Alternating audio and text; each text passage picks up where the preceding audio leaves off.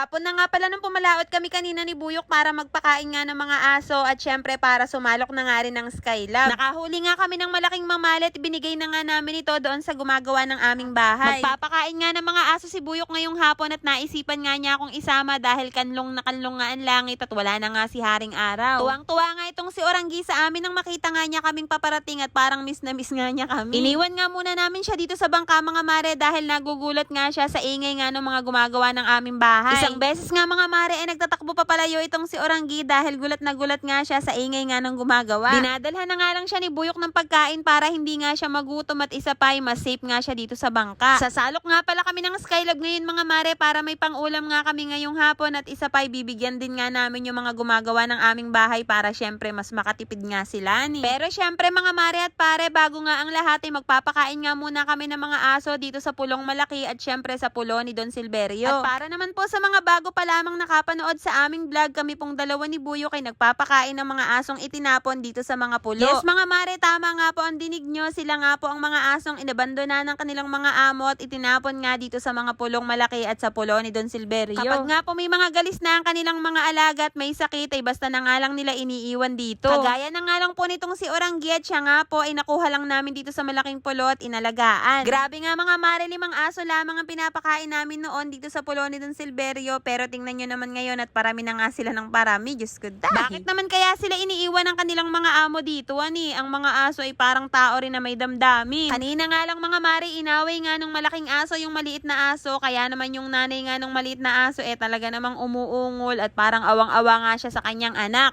Nakita nga namin ni Buyo kung paano niya protektahan ng kanyang anak mga mare at niyaya nga niya ito sa malayo para hindi na nga mapahamak.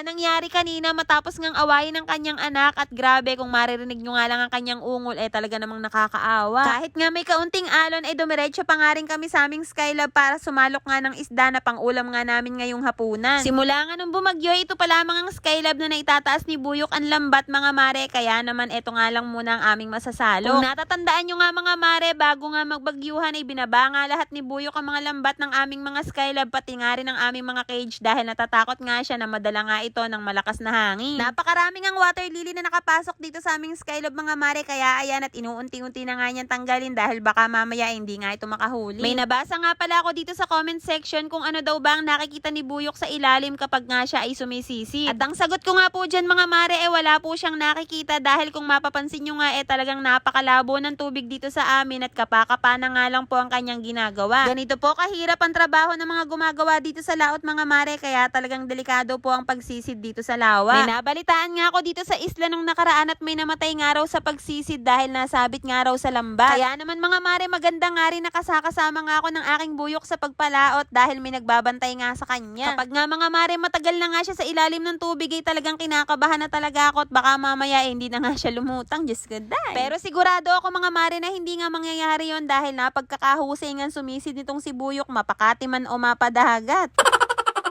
Akala nga namin ni Buyok mga mare wala nga siyang mahuhuli dito sa aming Skylab dahil nung una nga wala nga nagpaparamdam. Pero tingnan nyo naman mga mare at isang banlaking mamali nga ang huli namin at maraming tilapia at solve na nga kami dito pang ulam. Inihatid nga muna ako ni Buyok dito sa Pretil bago nga niya inilagay yung aming bangka doon sa gitna mga mare at naglunday na nga lang siya papunta dito. Lahat nga nang makakita sa daladala ni Buyok mga mare, amaze na amaze nga sila dahil napagkakalaki nga daw at parang bata. Ibibigay nga namin ito doon sa gumagawa ng aming bahay mga mare para syempre makatipid nga sila sa pang-ulam. Ang gusto nga ni Buyok mga mare, araw-araw nga silang bigyan ng pang-ulam kung meron nga kaming mahuhuli araw-araw. Kaya naman mga mare at pare, kung nakarating nga kayo hanggang dito sa dulo at kung nagustuhan nyo nga itong video na to ay baka naman pa-heart at pa-share at syempre pa-follow na rin po. Yun lang mga mare, maraming salamat sa panonood.